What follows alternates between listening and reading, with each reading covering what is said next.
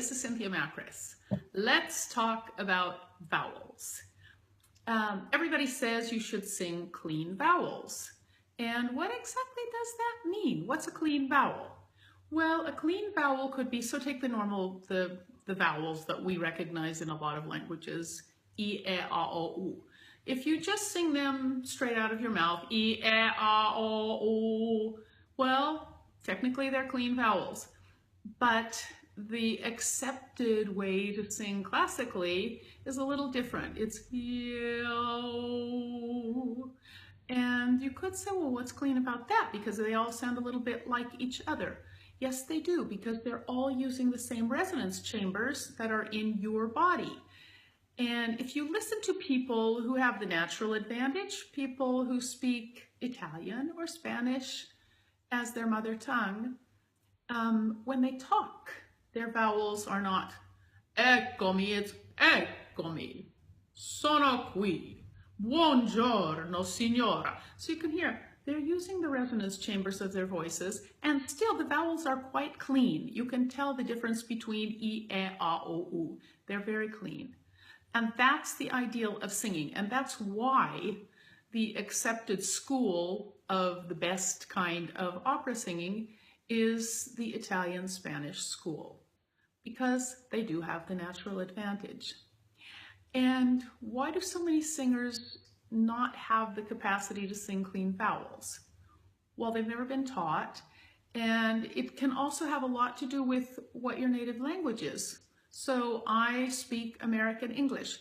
Do we use our resonance chambers the way Italians do? No, we do not.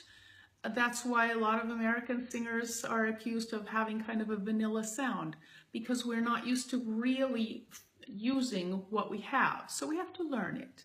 And what if your language has a lot of consonants which lie in the back of the throat?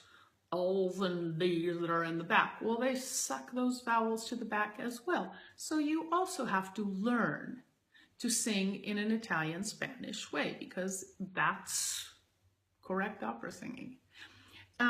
So let's say you don't think your voice is big enough, so you try to make it a little bit bigger. What happens to your nice clean vowels? Meow, you go meow.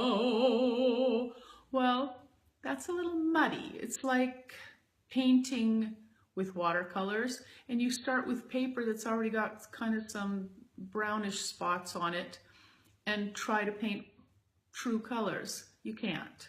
So that's the reason to have someone listen to the way you sing and say, no, this is the correct way to sing a pure vowel.